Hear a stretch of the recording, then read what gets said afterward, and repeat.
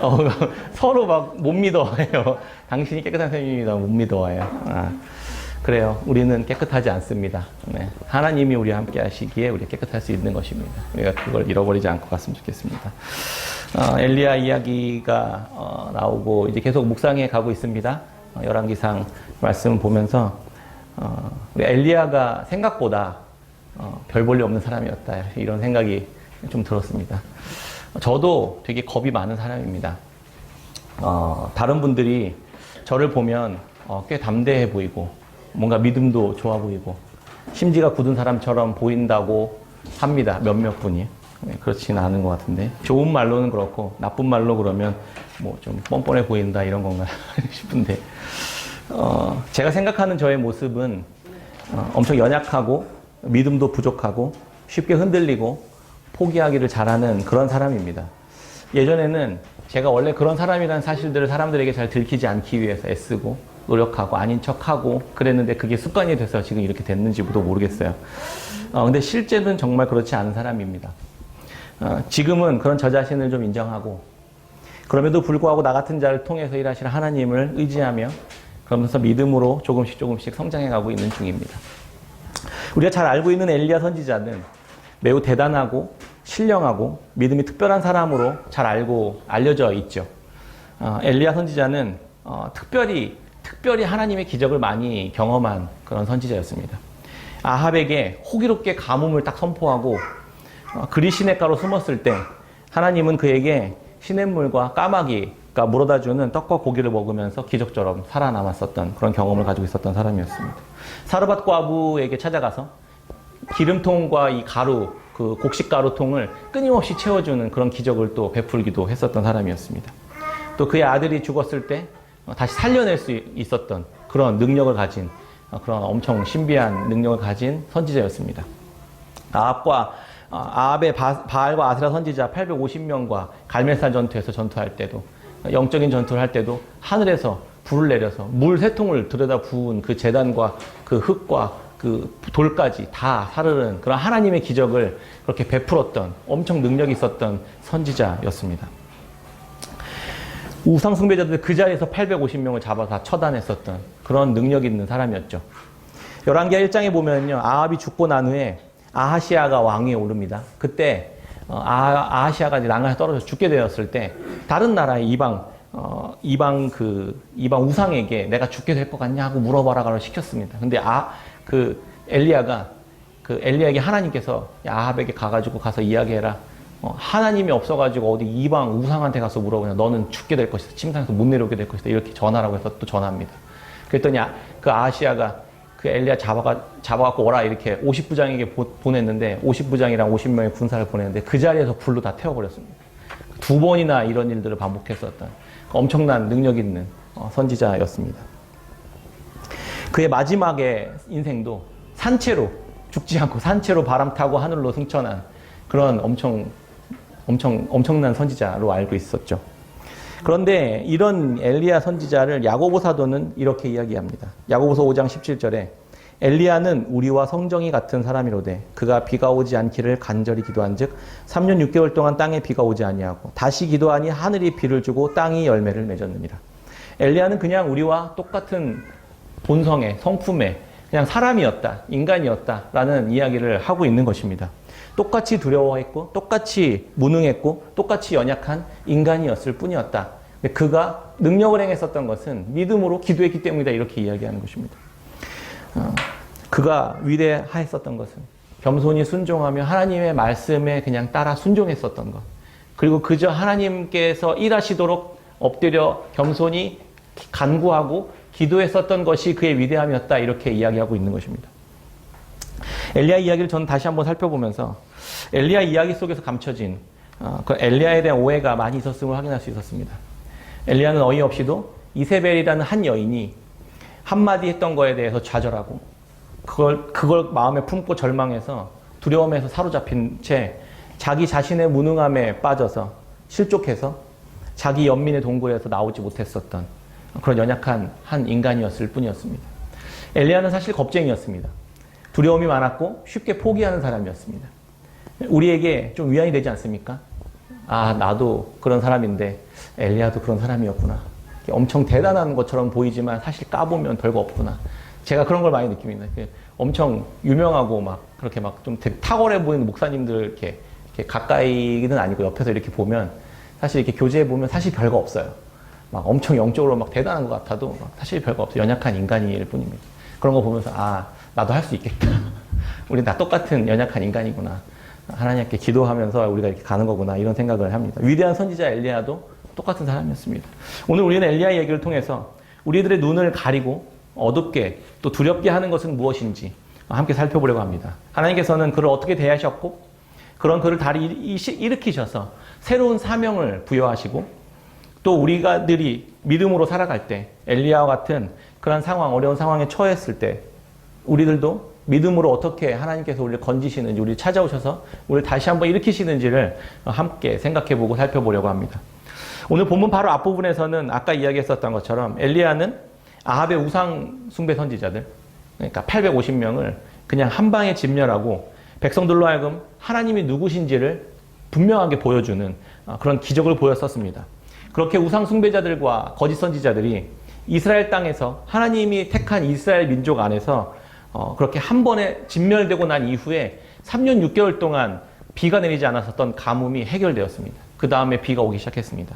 하나님은 하나님의 땅에서 거짓 선지자들이 그렇게 판을 치고 우상 숭배하고 더러운 것들이 있는 그 상태에서 계속해서 은혜를 베푸시는 분이 아니었다는 것을 우리가 알 수 있습니다.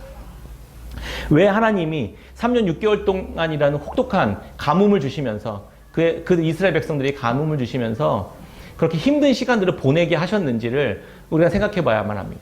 이스라엘 백성들에게 가득했었던 그 마음속에 있었던 우상들, 그들 안에 그들이 숭배하고 있었던 그 더러운 것들을 제거하고 난 이후에 하나님 다시 은혜를 베푸시기 시작했던 것이죠.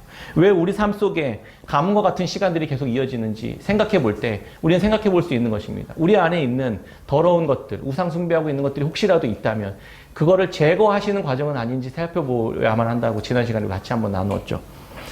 사랑하는 사람의 몸에 암덩어리가 있으면 힘들고 고통스러워도 수술을 먼저 해야 되는 거잖아요. 그리고 나서 맛있는 걸 주고 예쁜 옷을 입히는 게 은혜를 베푸는 거, 사랑인 거잖아요.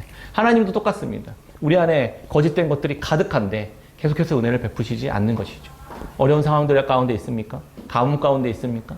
그 삶 속에 하나님 안에서 해결돼야 될 것들이 무엇인지 정직하게 하나님 앞에서 해결해 나간다면 하나님은 심판하고 멸망하고 망하게 하시려고 하시는 분이 아니라 다시 비를 내리시고 다시 은혜를 베푸시고 다시 풍요함을 주시고 거룩함 가운데 하나님의 사랑을 끊임없이 흘려보내시려고 하시는 분이시라는 사실들을 우리가 기억했으면 좋겠습니다. 엘리야는 아합과 함께 기쁜 마음으로 그리고 나서 돌아왔습니다. 이렇게 이제 850명의 우상 숭배자들이 다 처단됐으니까 이제 앞으로 해피엔딩만 남았겠다 이렇게 생각할 수 있잖아요. 그런데 그렇지 않았습니다. 아합은 그의 아내 이세벨에게 다 고자질했습니다. 이렇게 됐고 엘리야라는 선지자가 와가지고 다 작살났어. 이제 끝이야. 아무도 선지자가 없어. 이제 우리는 이렇게 이야기했습니다. 그 정도 이야기를 듣고 그 정도의 소식을 들었으면 이세벨은 아이고야 내가 큰일 날 뻔했구나. 하나님이 아니라 다른 우상 숭배자들을 키웠구나. 이런 생각을 해야만 마땅하지 않습니까? 그런데 인간의 악랄함은 그렇게 끝까지 완악함으로 하나님 앞에 나아갑니다. 이세벨은 오히려 분노하고 눈이 획가닥 뒤집어졌습니다.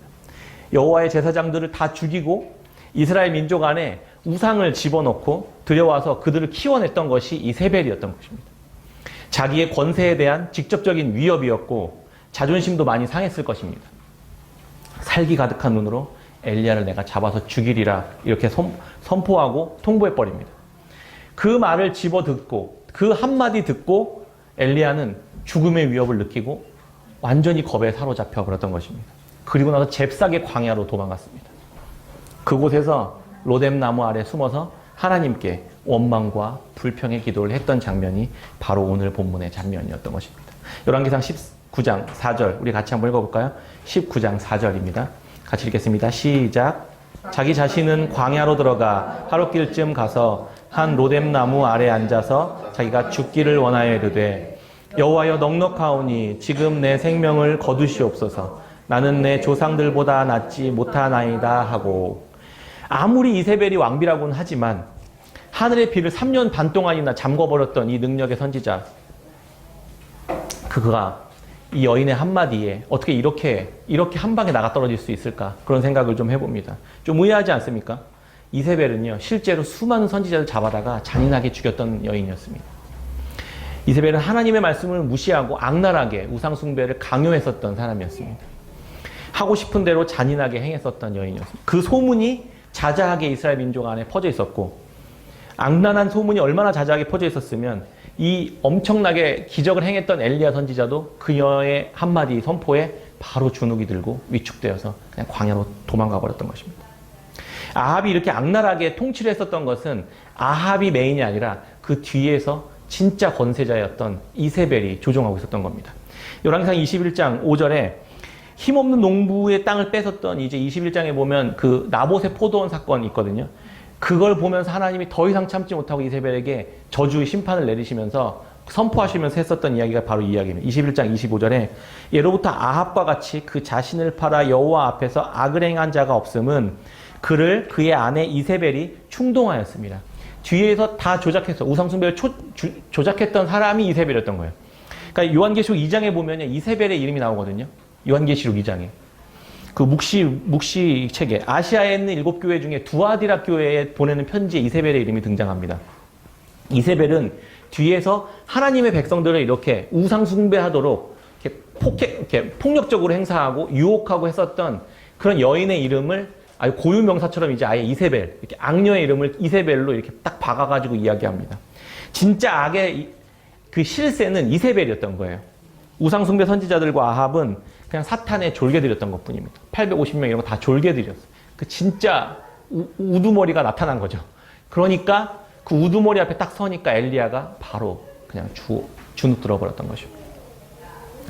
이제 왕궁의 실권을 쥐고 있었던 그 이세벨이 작정하고 이제 내가 죽이겠다 이렇게 작정하고 달려드니까 엘리야는 순식간에 두려움에 사로잡혀서 완전히 정신을 잃고 도망쳐 버렸던 것입니다. 하나님께서 나를 통해 이 정도 기적을 보이셨으면 저 같으면 이세벨 앞에서 좀 당당하게 좀 맞섰을 수 있었을 것 같아요. 그 정도 이렇게 좀 경험을 해봤으면. 근데 전 이해 잘 안 되지만 아무튼 이 엘리야는 완전히 지금 정신이 나갔습니다. 그래서 이렇게 이야기하는 거예요. 주님 이제 다 끝났어요. 이제 그냥 차라리 저를 죽여주세요. 이세벨의 손에 죽느니 차라리 하나님 손에 내가 죽겠습니다. 이렇게 지금 하나님께 이야기하고 있는 거예요. 완전한 절망과 실패감에 완전히 사로잡혀서 지금 제대로 상황이 파악이 안 되고 있는 거잖아요. 왜 이렇게 엄청난 두려움이 이 엘리야에게 임했던 것일까요? 세상의 권세는 실제로 눈앞에 보입니다. 손에 잡히고 실제하는 것처럼 보입니다. 물론 실제하기도 합니다. 근데 하나님의 능력과 하나님의 실제는 눈에 보이지 않기 때문입니다. 지금 눈에 보이는 것은 살기 가득한 이세벨만 보이는 것이죠. 반대로 하나님은 내 눈앞에 안 계신 것처럼 보이기 때문입니다. 이 두려움의 실체는 거짓말인 거예요. 거짓말. 그래서 이 두려움이 엄습하고 나면 어떤 결과가 나오냐면 첫 번째는 눈이 가려집니다. 우리는 보이는 세상과 보이지 않는 이 세상 속에 사이에 놓여져서 살아가는 사람들입니다. 근데 그 사이에서 뭘로 살아가냐? 믿음으로 살아가는 자들입니다. 보이지 않는 실제가 진짜 실제라는 사실을 믿음으로 살아가는 자들이 우리 그리스도인들입니다. 그런데 눈에 보이는 실제 앞에서 그 믿음이, 두려움은 그 믿음을 자꾸 줄여가는 거예요. 그리고 실제가 더, 눈앞에 보이는 그 거짓된 실체가 더 크게 보이는 것입니다. 그게 두려움이 우리에게 행하는 일들입니다. 엘리야의 생각 속에 두려움의 공포가 엄습하니까 이 눈이 가리고 상황이 제대로 파악이 안 됩니다. 사실 선지자들을 잔인하게 죽였던 건 이세벨이 명령했기 때문이기도 하지만 이스라엘 자손들이나 백성들이 한 게 아니에요. 지금 엘리야는 이스라엘 백성들이 지금 선지자들 죽이고 있어요 이렇게 이야기하는데 실제는 그런 게 아니에요. 이세벨이 그러고 있는 거죠. 실제는 850명의 선지자 다 죽이고 난 뒤에, 거짓 선지자를 죽이고 난 뒤에 백성들이 거짓 선지자를 잡아서 죽이고 있었습니다. 실제 백성들이 잡아서 850명을 죽인 거거든요.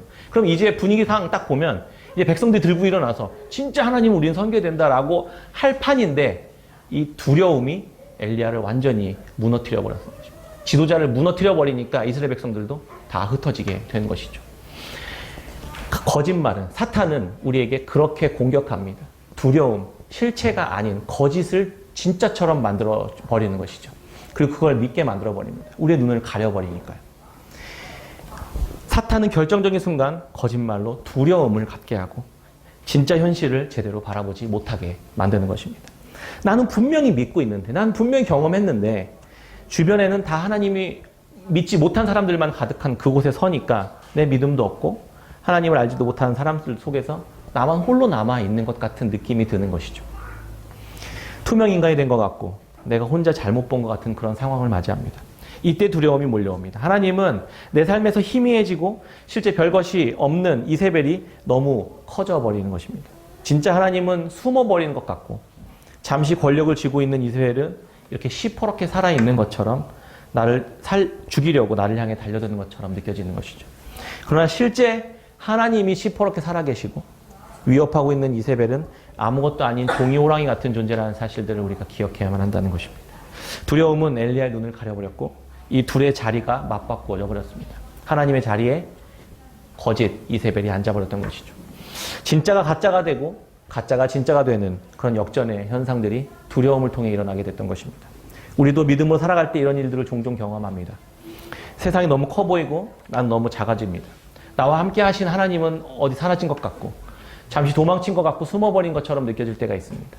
낙심이 커지고 절망과 좌절과 실패감이 내 안에 갑자기 엄습하기 시작할 때 우린 정말 아무것도 할 수 없을 것처럼 그렇게 몸과 영혼이 탈진해버리는 순간들을 우리는 경험하게 되지 않습니까? 그때 하나님은 어떻게 하십니까? 엘리야에게 찾아오셔서 꾸짖거나 나무라지 않습니다. 왜 믿음이 너 그거밖에 안 되니? 내가 너에게 어떤 기적 같은 일들을 보여줬는데 넌 이거밖에 못하니? 너 왜 이렇게 약해 빠졌니? 이렇게 이야기하지 않고 닥달하지 않으십니다. 그렇게 지쳐서 잠든 엘리야에게 조용히 찾아오셔서 숯불에 구운 떡과 물을 한 병을 준비해 주십니다. 그리고 일단 너 좀 먹고 좀 쉬어라 이렇게 말씀하십니다. 처음에 엘리야가 하나님 만났을 때 그리 시냇가에서 그렇게 까마귀를 통해 먹이셨던 그 따뜻한 하나님의 친절하신 손길들이 다시 지쳐 떨어져 있었던 엘리야에게 찾아오셨던 거죠. 먹고 쉬라. 비슷한 상황에 있는 분들은 쉼을 통해 하나님 얼마나 따뜻한 분이신지 하나님 얼마나 친절한 분이신지 우리가 경험했으면 좋겠습니다. 뭔가 더 하려고 하지 마시고 잠시 쉬어도 좋습니다. 하나님 그것을 나무라거나 뭐라 하시는 분이 아닙니다. 하나님의 품 안에서 잠시 안전하게 거하고 잠시 쉬도록 하시는 분이십니다. 그런데 삐딱한 저는 좀 이런 생각이 들었습니다. 솔직히 하나님의 일 하다가 이렇게 지쳐서 쓰러져 있는 하나님의 사람에게 떡 한 덩이랑 물 한 병이 뭡니까? 떡 한 덩이 너무 째째하지 않습니까? 하나님이.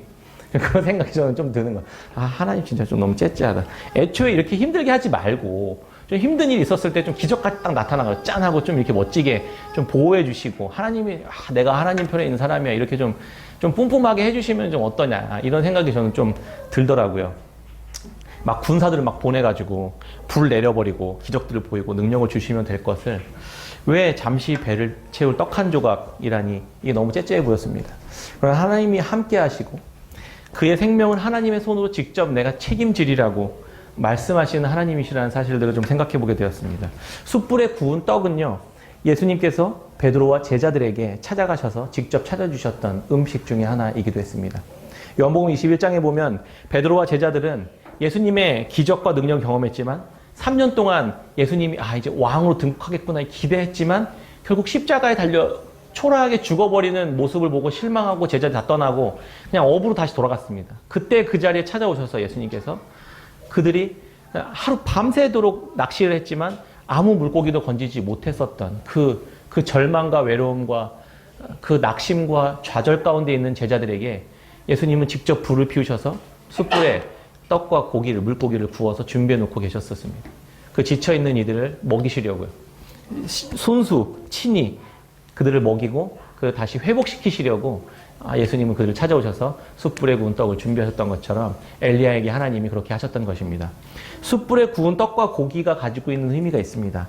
하나님의 손에 의해서 숯불은요, 불은 하나님의 심판을 의미하거든요. 근데 숯불은 경고를 의미해요. 그리고 순결함, 이렇게 회복하고 다시 소독하는 것을 의미하거든요.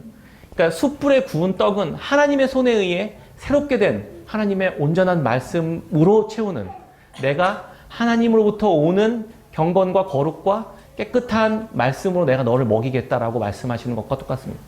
그런 방식으로 너도 다른 이들을 먹여야 한다라고 이야기하는 것입니다. 제자들에게 찾아오셔서 베드로에게 떡을 먹이시고 베드로에게 그렇게 물으셨잖아요. 네가 날 사랑하느냐 사랑하느냐 3번 물으셨잖아요. 내 양을 먹이라 말씀하셨잖아요. 어떻게 먹이라는 거예요? 능력과 기적과 권능과 힘과 이것으로 세상을 장악하면서 정복해가는 게 아니라 하나님의 손에 의해 경건하고 거룩하게 된 하나님의 말씀으로 먹이면서 경건과 거룩과 겸손과 온유와 친절로 먹이는 하나님의 나라가 하나님의 사람을 통해서 흘러가도록 하시기 위함이라는 것입니다. 하나님의 백성들은 하나님의 힘과 능력과 막 폭풍과 기적으로 하는 것이 아니라 하나님의 말씀으로 하나님의 십자가를 지는 삶으로 사람들을 대하고 먹이는 삶을 살아내도록 하는 것이 엘리야 선지자의 부르심이었습니다. 그게 베드로의 부르심이었고 그게 우리의 부르심인 것입니다. 엘리야는 잃어버렸던 거예요. 내가 내 힘으로 무언가 대단한 일들을 벌여서 이스라엘 백성들을 변혁시키고 새롭게 해야만 한다고 생각했었던 그 어떤 것들을 하나님이 하나 둘씩 깨트리고 있었던 것이었습니다. 엘리야는 이스라엘 민족을 대신해서 동시에 고난을 대신 받고 있었던 겁니다. 이스라엘 민족이 받아야 할 고난을 엘리야가 대신 고통을 받고 있었던 것입니다. 그러지 않으면 이스라엘 백성들이 심판을 받아야만 했기 때문입니다. 많이 생각나시죠? 예수님이 우리 대신 고난을 받지 않으면 우리가 심판을 받아야 했기 때문에 예수님이 우리 대신 심판을 받으셨던 것과 똑같습니다. 그래서 40일 광야를 지나시고 십자가를 지셨던 것입니다.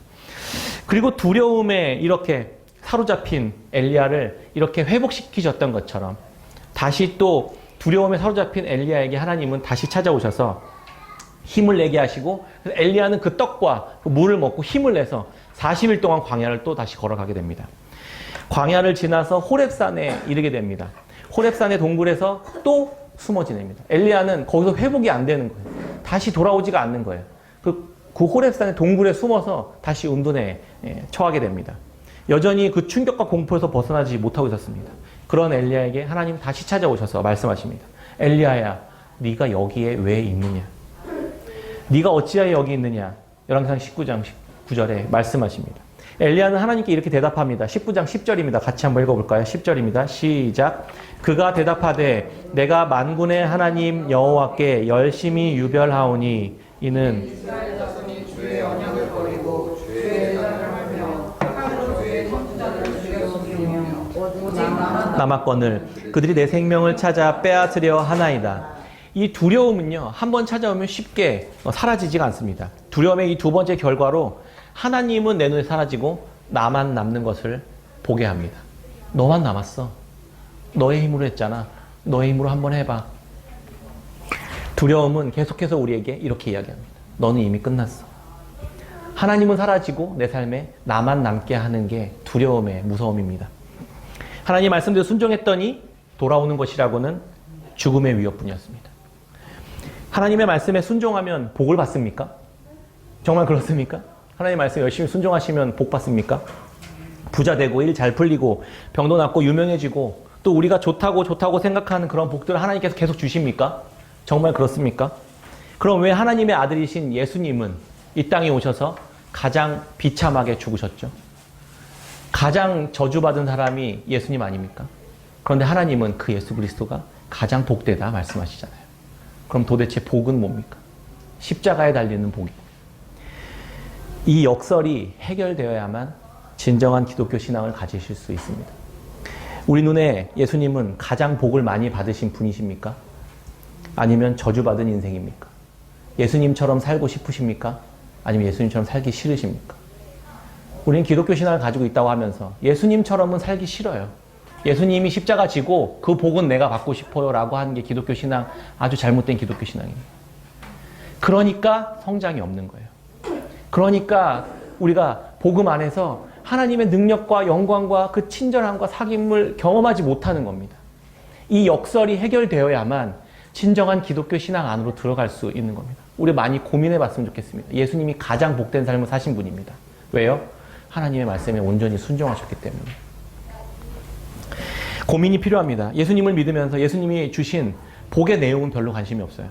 성경이 말하는 복은 모든 것을 다 잃는다 하더라도, 심지어 내 생명을 잃는다 하더라도 끝까지 믿음으로 인내하며 하나님의 말씀에 순종할 수 있는 것이 복이라는 것입니다. 그래야 예수님과 함께 모든 것을 다시 다 얻을 수 있기 때문입니다. 믿음으로 사는 것입니다. 불로 심판받아야 할 사람들을 대신해서 하나님의 손에 의해 숯불에 구운 떡이 되어 자기 자신을 내어주신 예수 그리스도의 삶을 우리가 사는 것이 복이라는 것입니다. 엘리야가 그렇게 살고 있는 것입니다. 엘리야는 성공한 인생이었던 겁니다. 엘리야는 복을 받은 인생이었던 겁니다. 이 역설이 해결돼야만 진짜 하나님을 알게 되는 것입니다. 그런데 엘리야는 말씀에 순종하는 믿음의 길을 가다가 중간에 나자빠졌잖아요. 절망과 낙심과 이 괴로움으로 주저앉아 버렸습니다. 다시 일어나지를 못하고 있어요, 지금. 엘리야는 이세벨이 두려웠었기도 하지만 그는 하나님에 대해서 실망했었던 겁니다. 아무리 내가 노력해도, 아무리 애쓰고 기적을 보여도 저 인간들 저거 변하지 않는 그런 상황 속에 절망했었던 것이죠. 늘 같은 일을 반복하고 내가 헛수고하는 것 같은 마음이 듭니다. 말씀대로 해봤자 열매가 하나도 없는 것처럼 느껴집니다. 그래서 엘리야는 하나님에게서 떠나버린 겁니다. 광야 깊숙한 동굴에 숨어버렸던 겁니다. 하나님께 실망하고 돌아서면 그래서 광야 깊숙한 곳의 동굴에 나만 덩그러니 남게 된 것입니다. 그러면 더 두려워지죠. 더 절망하게 되는 것이죠. 네가 왜 여기 있느냐? 하나님은 그에게 찾아와서 네가 여기 왜 있느냐 물으십니다. 하나님이 몰라서 물으시는 걸까요? 네가 왜 이 자리에, 이 위치에, 이곳에 왜 있냐고요. 너가 있어야 할 자리가 원래 어디인지 생각해 보라는 것입니다. 하나님이 엘리야에게 뭘 맡기셨는지 기억하라는 것입니다. 우리는 우리가 있어야 할 자리에 있지 못하고 하나님이 우리가 말씀하신 것을 우리가 지키지 못하고 절망해서 두려움으로 인해 컴퓨터 앞에 앉아서 스마트폰 앞에 앉아서 게임과 쇼핑과 유튜브와 SNS의 앞에 앉아서 그 동굴에 앉아서 깊숙한 광야 동굴에 앉아서 절망과 좌절을 그냥 위로하듯이 그렇게 살아가고 있지는 않습니까? 그 자리에서 하나님이 이번 주에는 찾아오셔서 네가 여기 왜 있느냐 물으시는 그 하나님의 음성이 우리 마음속에 들렸으면 좋겠습니다. 저도 마찬가지예요. 저도 자유롭지 않습니다. 절망과 낙심 가운데 있을 때 하나님을 찾기보다 그런 다른 우상들 앞에 앉아서 다른 무언가를 찾고 있었던 나만 덩그러니 남아서 하나님 다 끝났어요. 이제 그냥 나 이제 그만 끝내주세요. 라고 그렇게 탄식하고 있었던 우리의 삶의 자리에 오셔서 하나님은 네가 여기 왜 있느냐? 너 여기 있을 사람이 아니야. 라고 말씀하시는 주님의 음성을 우리가 들었으면 좋겠습니다. 로뎀나무에서 호렙산까지 광야를 걸으면서 엘리야가 40일 동안 걸으면서 무슨 생각을 했을까 한번 생각해 봤습니다. 그가 40일 동안 떡 한 덩이 먹고 걸으면서 무슨 생각을 했을까? 엘리야의 대답에 그 답이 있습니다. 지금껏 내가 열심히 하나님을 내가 섬겼습니다. 하나님의 선지자들 중에 나만 남았습니다. 이제 내 생명이 위험합니다. 나의 열심을 내가 해봤지만 아무리 노력했지만 선지자 다 죽어나갔고 믿음의 사람 다 없는 것 같고 이제 나만 남은 것 같습니다. 하나님 나마저 이제 끝나면 하나님도 끝이에요. 이렇게 내가 결정하고 내가 생각하고 있었던 그런 생각 속에 사로잡혀서 그거는요 두려움 가운데 있다는 증거예요. 자기중심적인 생각에 빠져 있습니다. 내가 마지막 소망이다라고 하나님 앞에 얘기. 하나님께 내가 그렇게 이해하고 있는 겁니다. 감히 하나님께요. 내 열심으로 내 계획으로 내 생각에서는 앞이 보이지 않고 희망이 없고 길이 없다고 하나님께 통보하고 있는 거예요. 이게 말이 됩니까? 하나님께요. 누구 마음대로 끝이 납니까? 누구 마음대로 소망이 없습니까? 하나님이 포기하지 않고 하나님이 끝나지 않으셨는데 왜 끝났다고 우리가 감히 말합니까? 지금껏 내가 행했던 모든 기적과 능력이 내 힘으로 했다고 생각하는 겁니다. 내가 지금까지 잘나서 내가 했다고 생각하는 겁니다. 자기가 기도했기 때문에 내가 얻은 것이라고 생각하는 거 아니에요. 엘리야에게는 아무런 능력이 없었습니다. 그는 그저 그를 통해서 하나님께서 일하셨을 뿐입니다. 그에게 하나님의 은혜를 주셨기 때문에 할 수 있었던 일이었을 뿐이었습니다. 그는 하나님이 말씀하신 대로 하라신 대로 그냥 순종했으니까 하나님이 행하셨던 일이었을 뿐이었습니다. 능력은 그에게 있는 것이 아니라 그에게 주신 하나님에게 있는 것입니다. 세상의 두려움은 엘리야에게 하나님의 보는 눈을 지워버립니다. 그리고 자기의 연약함과 무능과 소망 없는 그 처지를 바라보게 합니다. 그리고 자기 연민의 동굴에서 빠져나오지 못하도록 만들어버립니다. 그게 사탄이 하는 짓입니다. 믿음의 길을 가다 보면 우리 그럴 때 너무나도 많이 겪지 않습니까? 아무리 노력해도 한 발자국도 못 나가고 늘 제자리인 것 같고 변하지 않는 것 같은 그럴 때면 늘 그만하고 싶고 이제 안 되는 건가 하는 생각이 들 때 종종 있습니다. 저도 그렇습니다. 그럴 때면 자기 연민의 동굴에 빠져서 저도 그러고 있습니다. 그럴 때마다 하나님 앞에 다시 또 나아가 내 힘으로 안 되는 그 다리를 질질 끌고 주님의 말씀 앞에 나아가서 그냥 간절히 내 정직한 마음을 쏟아내는 거. 엘리야가 그렇게 하고 있었던 겁니다. 하나님 다 끝났어요. 하나님 앞에서 하라는 거예요. 그렇게. 하나님이 말씀하십니다. 끝나지 않았다고. 두려움에 사로잡혔을 때 하나님은 그 굴에서 나오라고 말씀하십니다. 그리고 엄청난 바람과 엄청난 불과 지진을 일으키셔서 하나님이 어떤 분이신지를 보게 하십니다. 그런데 그 안에 하나님은 계시지 않았어요. 하나님 뭐라고 말씀하시냐면 세미한 음성 가운데 하나님이 계셨다. 말씀 가운데 우리에게 찾아오시는 것입니다. 열왕기상 19장 14절. 그런 엄청난 기적을 봐놓고서 눈앞에서 불이 떨어지고 바위가 갈라지고 산이 쪼개지고 그런 기적을 봤음에도 불구하고 엘리야는 또 똑같은 이야기를 합니다. 19장 14절입니다. 그가 대답하되 내가 만군의 하나님 여호와께 열심히 유별하오니 이는 이스라엘 자손이 주의 언약을 버리고 주의 제단을 헐며 칼로 주의 선지자들을 죽였음이오며 오직 나만 남았거늘 그들이 내 생명을 찾아 빼앗으려 하나이다. 엘리야는 여전히 회복되지 않은 거예요. 그랬으면 또 회복되지 않은. 그게 우리 인간이에요. 이게 우리의 인간의 나약함이라는 것입니다. 정직하게 우리 이런 사람이라고. 엘리야도 그런데 우리도 이런 사람이라고 인정해야만 합니다. 그런 엘리야를 하나님은 또 나무라시기보다 그 연약함을 이해하시고 그의 입장에서 그의 수준에서 하실 수 있는 일들을 하나님 다시 말씀하십니다. 할 일을 바꾸어 주셨어요. 너 엘리야야 이제 그러면 가서 아람의 다음의 왕이 될 하사엘에게 기름 붓고 이스라엘의 왕 예후에게 다음 왕에게 기름 붓고 너 선지자 다음 사람에게 그 엘리사에게 기름 부어서 너의 사역을 이제 마무리하도록 해라. 이렇게 하나님께서 말씀하십니다. 지금 현재의 권력자들도 하나님 다스리시는 하나님이시지만 미래에 있을 권력자들까지도 이 나라와 온 세계와 역사를 다 다스리고 주관하신 분이 하나님이시라는 사실들을 엘리야에게 알려주시고 있었던 것입니다. 이 역사가 아합에서 끝이 아니라 하나님의 나라는 계속해서 이어져 갈 것이라고 하나님은 엘리야에게 말씀해주고 있었던 겁니다. 그게 끝나지 않았다고. 여전히 내가 다스리고 여전히 내가 지켜보고 여전히 내가 운행하고 있다고 말씀하고 있었던 것입니다. 엘리사에게로 바톤을 넘기라고 말해주고 있었던 것입니다. 우리가 그토록 위대하게 보였던 엘리야 선지자는 사실 그의 삶에 주어진 사명을 완수하지 못했던 사람이었던 겁니다. 그는 실패했습니다. 이게 바로 우리들의 모습입니다. 잠깐 순종하는 것처럼 보이지만 결국 나자빠져서 하나님을 원망하고 가던 길을 포기하고 돌아섭니다. 우리는 그렇게 실패할 수밖에 없는 자들입니다. 하나님 근데 엘리야가 왜 실패하도록 하셨을까요? 그를 만나주기 위함이었고 하나님이 함께 하시기에 실패한 엘리야도 실패하지 않을 수 있다는 사실들을 보여주기 위해 실패하게 하셨습니다.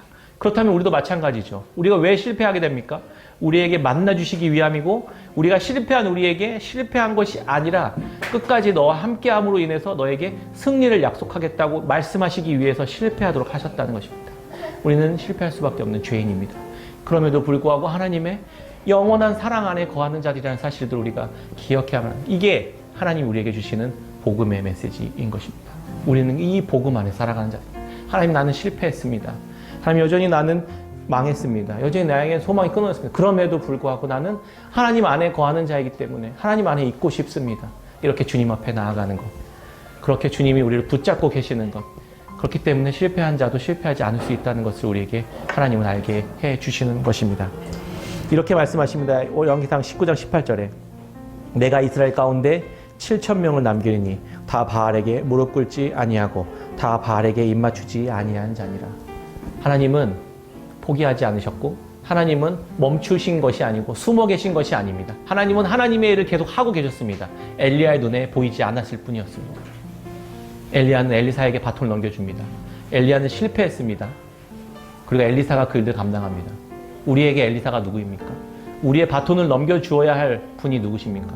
우리에게 보내주신 예수 그리스도에게 우리의 바톤을 넘겨드리고 그분이 완전히 실패하지 않으시고 완전히 성공하신 분이시고 완벽하게 끝내신 분이시라는 사실도 우리가 믿음으로 그분에게 우리의 바톤을 넘겨드리고 우리는 실패할 수밖에 없지만 이 그리스도 안에서 승리할 수 있는 자들이라는 사실들을 하나님 앞에서 경험되어질 수 있도록 하나님께서 우리에게 이 일들을 허락하셨던 것입니다. 말씀 맺겠습니다. 지난 주일은 성령 강림 주일이었습니다. 이번 주일은 삼위일체 주일입니다. 성령님께서 우리에게 오신 것은 우리에게 대단한 능력을 행하도록 하시기 위함이 아니라 세상을 뒤집어 놓는 기적과 같은 일들을 보이기 위함이 아니라 예수 그리스도께서 하신 일들, 그 일들을 믿고 겸손히 그분과 함께 그분의 길을 걷도록 우리를 부르시기 위함이었습니다. 우리를 두려움에 사로잡히도록 하는 사단의 세력들은 여전히 끊임없이 우리를 작심하고 넘어뜨리려고 할 것입니다. 그러나 넘어지더라도 우리와 함께 하시는 성령 하나님 안에서, 예수 그리스도 안에서 하나님과 함께, 이 삼위 하나님과 함께 완벽하게 안전한 보호의 아래 내가 살아가고 있다는 사실들을 우리가 기억하면서 우리의 삶은 늘 넘어지고 실패하지만 하나님의 안에 있기에 실패하지 않는 인생임을 오늘도 기억하고 그 은혜 가운데 살아가는 저와 여러분들의 삶이 되시기를 주의 이름으로 축원합니다. 아멘.